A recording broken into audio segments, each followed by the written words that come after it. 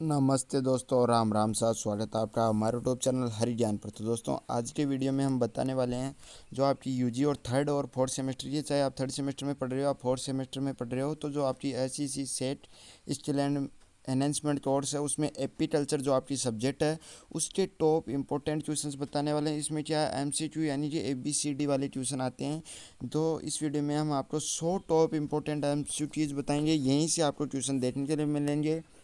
चाहे आप हमारे टेलीग्राम ग्रुप पर जाकर जो हमने पुराने क्वेश्चन जीएस पेपर और इम्पोर्टेंट क्वेश्चन बताए उनके आप रिव्यू देख सकते हो। पीडीएफ भी आपको अवेलेबल है, पर पीडीएफ कहाँ मिलेगी पहले बता दूंगा।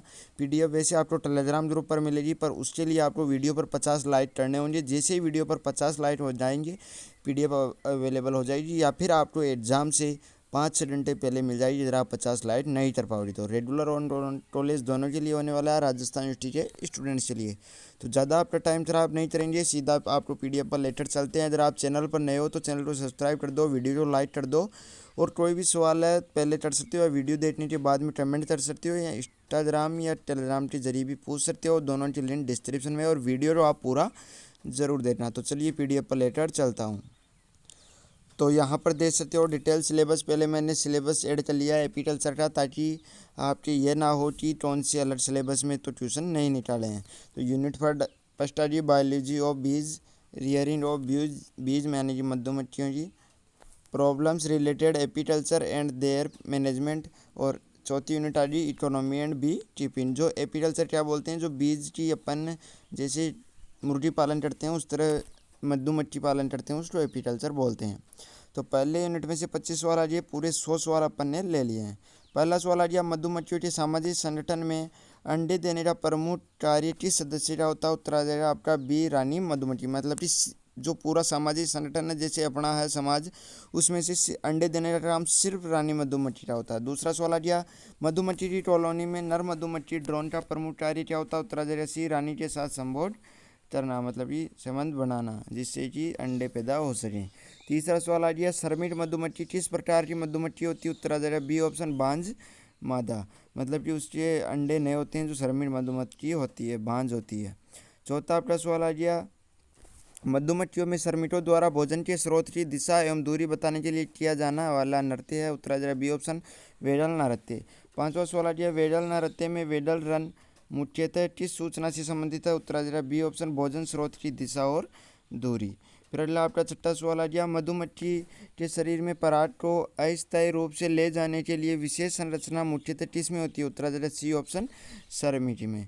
फिर अगला आपका सातवां सवाल आ गया, मधुमक्खियों के शरीर पर पाए जाने वाले बाल परागण में मुख्यतः किस प्रकार सहायक होते हैं? उत्तर आ जाएगा ए ऑप्शन, पराग कणों को फंसाकर। फिर अगला आपका आठवां सवाल आ गया, रानी मधुमक्खी का मुख्य जैविक महत्व किससे संबंधित है? उत्तर आ जाएगा बी ऑप्शन, कॉलोनी में प्रजनन।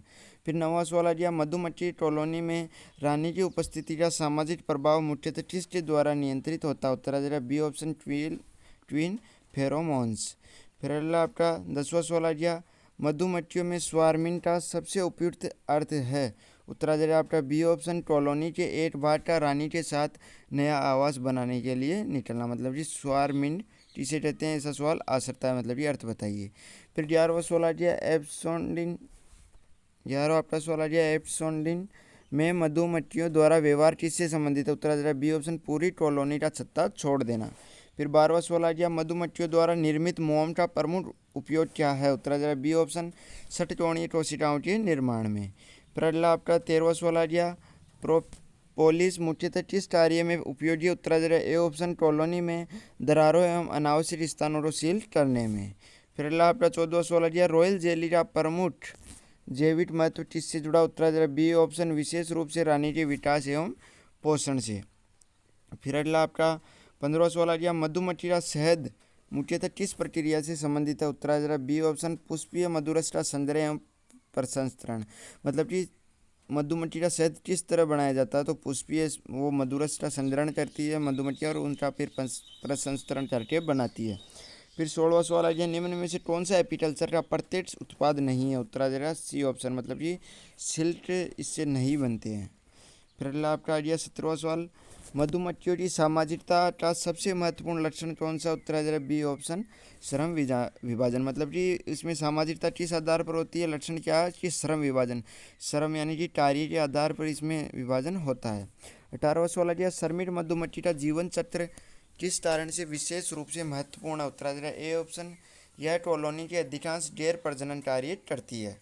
फिर अगला आपका 19वां सवाल है मधुमक्खियों में पराग का प्रमुख महत्व है? उत्तर है ए ऑप्शन, प्रोटीन स्रोत के रूप में।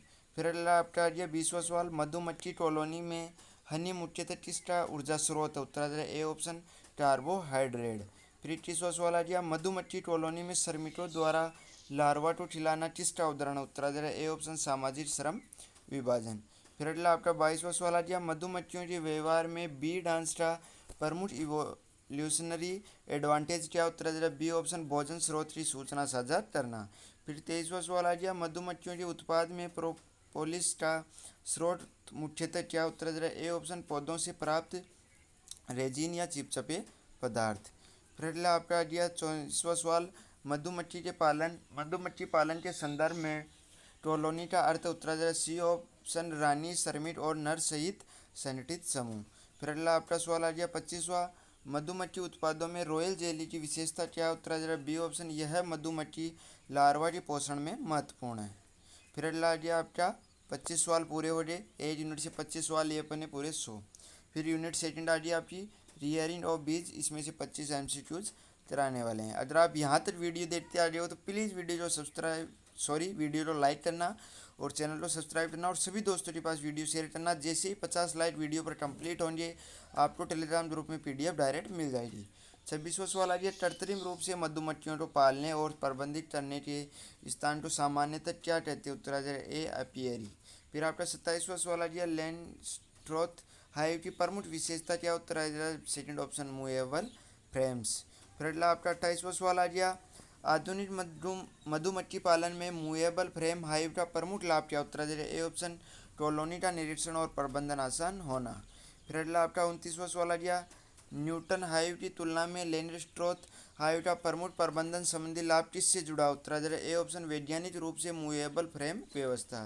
फिर आपका 30वां सवाल आ गया एपिस कैरेना इंडिका किससे संबंधित है? उत्तर आ जाएगा ए ऑप्शन, भारतीय मधुमक्खी। फिर आपका 31वां सवाल आ गया एपिस मेलिफेरा को सामान्यतः किस नाम से जाना जाता है? उत्तर आ जाएगा बी ऑप्शन, यूरोपीय या वेस्टर्न हनी बी। फिर अगला आपका 32वां सवाल आ गया एपिस मेलिफेरा का व्यावसायिक मधुमक्खी पालन में महत्व मुख्यतः किस कारण से? उत्तर आ जाएगा ए ऑप्शन, इसकी प्रबंधनीय कॉलोनियाँ और अच्छी शहद उत्पादन क्षमता। फिर अगला आपका 33वां सवाल आ गया बी पास्चर का अर्थ है? उत्तर आ जाएगा आपका बी ऑप्शन, मधुमक्खियों के लिए पुष्प एवं मधुरस उपलब्ध कराने वाले पौधों का क्षेत्र। फिर आपका 34वां सवाल आ गया हनी फ्लो पीरियड में सामान्यतः क्या अपेक्षित होता है? उत्तर आ जाएगा ए ऑप्शन, पुष्पीय संसाधनों की प्रचुर उपलब्धता। फिर अगला आपका 35वां सवाल आ गया लीन पीरियड से क्या तात्पर्य? उत्तर आ जाएगा ए ऑप्शन, पुष्पीय संसाधनों की कम उपलब्धता का समय, मतलब कि जिस समय पुष्प कम होते हैं और कम संग्रहण हो पाता है, इसको लीन पीरियड से के नाम से जानते हैं। 36वां सवाल आ गया लीन पीरियड में एपियरी मैनेजमेंट का प्रमुख उद्देश्य क्या? उत्तर आ जाएगा ए ऑप्शन, कॉलोनी को भोजन की कमी से बचाना। फिर 37वां सवाल आ गया शहद निकालने के लिए आधुनिक मधुमक्खी पालन में सामान्यतः किस उपकरण का प्रयोग किया जाता है? उत्तर आ जाएगा ए ऑप्शन, हनी एक्सट्रैक्टर। फिर अगला आपका 38वां सवाल आ गया हनी एक्सट्रैक्टर का कार्य मुख्यतः किस सिद्धांत पर आधारित है? उत्तर आ जाएगा ए ऑप्शन, केंद्रापसारी बल। फिर अगला आपका 39वां सवाल आ गया मधुमक्खी पालन में इस मोटर का मुख्य उद्देश्य क्या? उत्तर आ जाएगा ए ऑप्शन, मधुमक्खियों के व्यवहार को शांत या नियंत्रित करना। फिर अगला आपका 40वां सवाल आ गया अपियरी के लिए स्थान चुनते समय सबसे महत्वपूर्ण कारकों में से एक है? उत्तर आ जाएगा ए ऑप्शन, पर्याप्त पुष्पीय संसाधनों की उपलब्धता। फिर आपका 41वां सवाल आ गया मधुमक्खी पालन में चयनित प्रजाति का चुनाव मुख्यतः किस आधार पर होना चाहिए? उत्तर आ जाएगा ए ऑप्शन, चयनित जलवायु प्रबंधन क्षमता और उत्पादन। फिर अगला आपका 42वां सवाल आ गया भारतीय परिस्थितियों में एपिस सेरेना इंडिका का महत्व मुख्यतः किससे संबंधित है? उत्तर आ जाएगा ए ऑप्शन, स्थानीय परिस्थितियों के अनुकूलन से। फिर अगला आपका 43वां सवाल आ गया अपियरी मैनेजमेंट में कॉलोनी इंस्पेक्शन का प्रमुख उद्देश्य है? उत्तर आ जाएगा ए ऑप्शन, कॉलोनियों की शक्ति, ब्रूड भोजन और रोडों की निगरानी। फिर 44वां सवाल आ गया, मधुमक्खी पालन में आर्टिफिशियल रियरिंग का प्रमुख उद्देश्य उत्तराधिकार ए ऑप्शन नियंत्रित परिस्थितियों में कॉलोनियों का उत्पाद एवं प्रबंधन। फिर अगला आपका 45वां सवाल आ गया, मधुमक्खियों के लिए पुष्पीय पौधों की विविधता बढ़ाने का सीधा लाभ क्या उत्तराधिकार ए ऑप्शन भोजन स्रोत की निरंतरता में सुधार। फिर आपका 46वां सवाल आ गया, शहद की निकासी के बाद प्रोसेसिंग का उद्देश्य मुख्यतः क्या है उत्तराधिकार ए ऑप्शन गुणवत्ता और भंडारण क्षमता बनाए रखना। फिर अगला आपका 47वां सवाल आ गया, अपियरी में उचित दूरी पर छत्ते रखने का एक प्रमुख कारण उत्तराधिकार ए ऑप्शन कॉलोनियों के प्रबंधन और उड़ान गतिविधि को व्यवस्थित करना। फिर 48वां सवाल आ गया, हनी फ्लो के दौरान बी कीपर के लिए सबसे उपयुक्त रणनीति है उत्तराधिकार ए ऑप्शन मजबूत कॉलोनियों का उचित प्रबंधन और पर्याप्त सुपर्स उपलब्ध कराना। फिर अगला आपका 49वां सवाल आ गया, मधुमक्खी पालन में आधुनिक हाइव का सबसे महत्वपूर्ण लाभ कौन सा उत्तराधिकार ए ऑप्शन कॉलोनी इंस्पेक्शन और हनी हार्वेस्टिंग को वैज्ञानिक बनाना। फिर अगला आपका 50वां सवाल आ गया, अपियरी में हनी फलों की जानकारी बी कीपर के लिए क्यों महत्वपूर्ण उत्तराधिकार ए ऑप्शन शहद उत्पादन और कॉलोनी मैनेजमेंट की योजना बनाने के लिए। तो यहाँ तक आपकी 2 यूनिट सेकेंड यूनिट कंप्लीट हो चुकी है। यहाँ से आपकी 3rd यूनिट शुरू हो रही है जिसकी मेन हेडलाइन है problems related to apiculture and their management, मतलब कि मधुमक्खी पालन की समस्याएं और उनका प्रबंधन। तो यहाँ से 51वां सवाल आ गया, यहाँ तक जितने भी सवाल बताए थे मैंने क्वेश्चन और आंसर दोनों ने टिक किए थे। अब टिक नहीं करूँगा, डायरेक्ट क्वेश्चन बोलूँगा और उत्तर बोलूँगा। मधुमक्खियों में रोग नियंत्रण की सबसे प्रभावी आधारभूत रणनीति क्या उत्तराधिकार ए ऑप्शन स्वच्छता एवं नियमित कॉलोनी इंस्पेक्शन। 52वां सवाल आ गया, मधुमक्खी रोगों के प्रबंधन में प्रिवेंटिव मेजर्स का प्रमुख लाभ क्या उत्तराधिकार ए ऑप्शन रोग के प्रसार को प्रारंभिक अवस्था में रोकना। फिर 53वां सवाल आ गया, मधुमक्खियों पर कृषि रसायनों के अनुचित उपयोग का सबसे गंभीर प्रभाव हो सकता है उत्तराधिकार ए ऑप्शन मधुमक्खी विषाक्तता एवं कॉलोनी लॉस।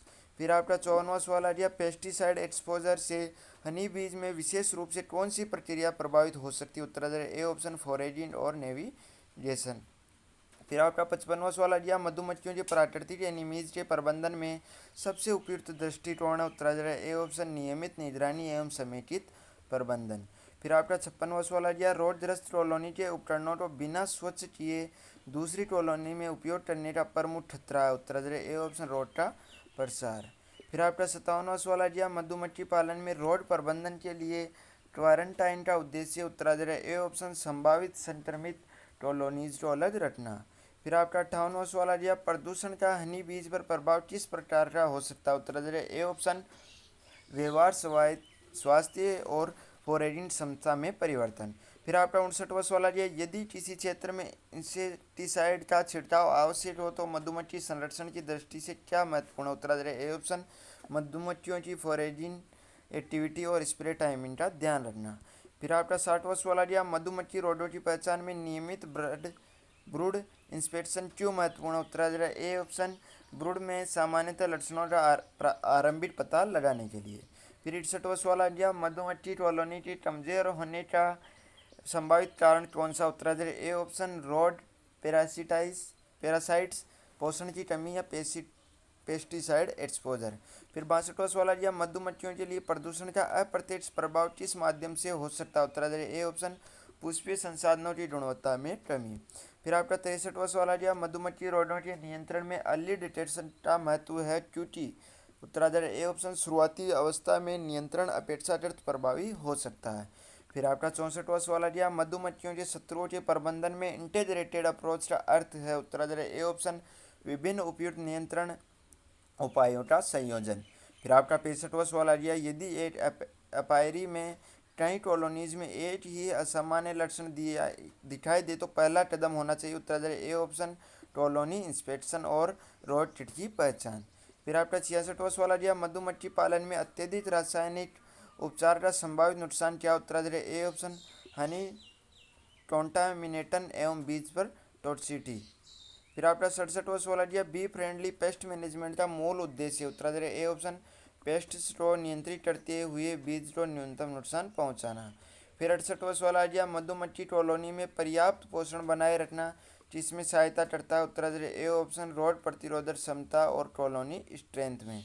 69वां सवाल आ गया प्रदूषित वातावरण में बीज की फोरेजिंग एक्टिविटी में कमी का संभावित परिणाम है उत्तराधिकारी ए ऑप्शन कॉलोनी न्यूट्रिशन और प्रोडक्टिविटी में कमी। फिर अगला आपका 70वां सवाल आ गया मधुमक्खी रोगों के नियंत्रण में कॉन्टामिनेटेड इक्विपमेंट का प्रबंधन क्यों आवश्यक है उत्तराधिकारी ए ऑप्शन उपकरण रोग जंतुओं के प्रसार का माध्यम बन सकते हैं। फिर आपका आ गया 71वां सवाल मधुमक्खियों के एनिमीज में बायोलॉजिकल इंटरेक्शंस की दृष्टि से प्रेडेटर का अर्थ है उत्तराधिकारी ए ऑप्शन मधुमक्खियों को पकड़कर रखने वाला जीव। फिर आपका 72वां सवाल आ गया मधुमक्खियों में डिजीज मैनेजमेंट का सैनिटेशन घटक मुख्यतः किससे संबंधित है उत्तराधिकारी ए ऑप्शन स्वच्छ हाइव और उपकरण बनाए रखना। फिर आपका 73वां सवाल आ गया बीज के लिए पेस्टिसाइड रिस्क कम करने का सबसे उपयुक्त उपाय कौन सा उत्तराधिकारी ए ऑप्शन लेबल निर्देशों और बी सेव एप्लीकेशन प्रैक्टिसेज का पालन। फिर आपका 74वां सवाल आ गया रोगग्रस्त कॉलोनी की पहचान होने पर उसे स्वस्थ कॉलोनी से अलग करना किस सिद्धांत पर आधारित है उत्तराधिकारी ए ऑप्शन संक्रमण नियंत्रण। फिर आपका 75वां सवाल आ गया मधुमक्खी पालन में पर्यावरणीय प्रदूषण को कम करना दीर्घकाल में किसके लिए महत्वपूर्ण है उत्तराधिकारी A option B health pollination और हनी प्रोडक्शन। फिर आपका यूनिट 4 शुरू हो रही है इकोनॉमी ऑफ विटामिन 25 MCQs। इसमें 76वां सवाल आ गया मधुमक्खी पालन का कृषि में सबसे महत्वपूर्ण पारिस्थितिक योगदान क्या उत्तराधिकारी ए ऑप्शन परागण। मतलब कि जब मक्खियाँ फूलों पर बैठती है तो उसको परागण करती है जिससे फूलों में अच्छे फूल आते हैं और उनमें फल वगैरह जो भी लगते हैं वो अच्छे होते हैं। फिर 77वां सवाल आ गया हॉर्टिकल्चरल क्रॉप्स में हनी बीज का आर्थिक महत्व मुख्यतः किस कारण से उत्तराधिकारी ए ऑप्शन क्रॉस पॉलिनेशन में सहायता मतलब कि वही परागण आ गया।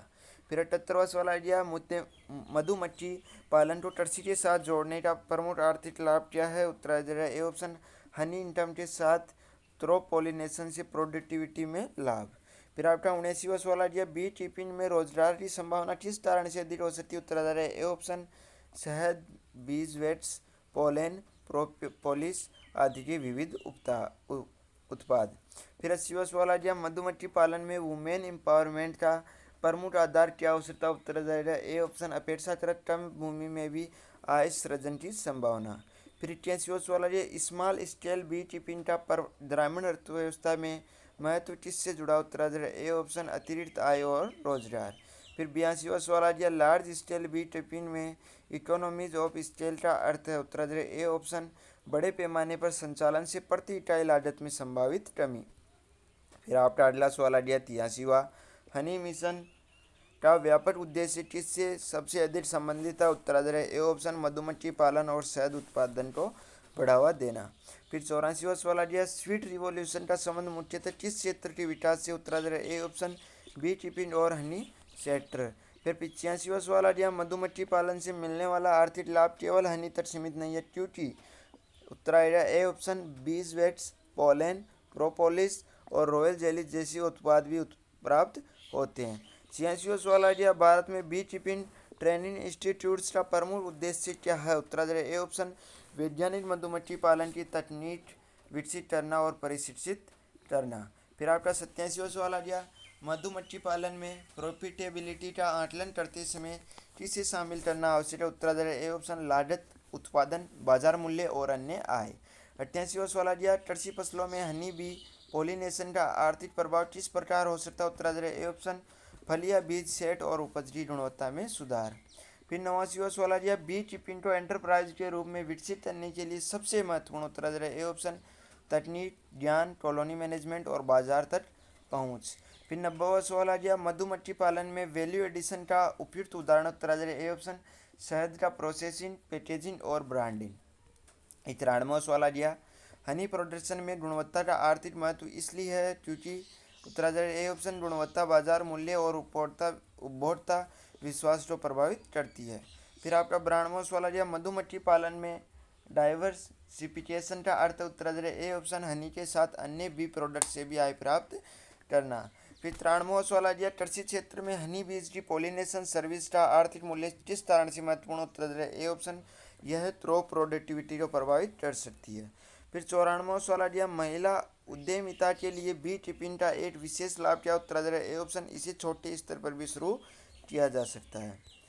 फिर यहाँ पर 95वां सवाल आ गया, भारतीय अर्थव्यवस्था में बी कीपिंग का योगदान किस दोहरे लाभ से सबसे अच्छी तरह व्यक्त होता है? उत्तर आ जाएगा A option B products plus crop pollination.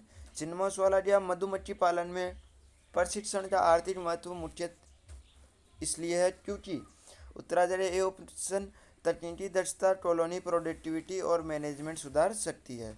97वां सवाल आ गया, बी कीपिंग इंडस्ट्री में मार्केट लिंकेज का अर्थ। उत्तर आ जाएगा ए ऑप्शन उत्पादकों को बाजार, खरीदार और वितरण तंत्र से जोड़ना।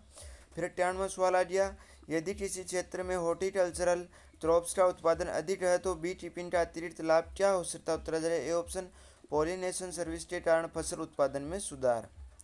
फिर 99वां सवाल आ गया, मधुमक्खी पालन को सस्टेनेबल लेवलीहुड का साधन बनाने में कौन सा संयोजन सबसे उपयुक्त है? उत्तर आ जाएगा ए ऑप्शन वैज्ञानिक प्रबंधन प्लस विविध बी प्रोडक्ट्स प्लस बाजार संपर्क।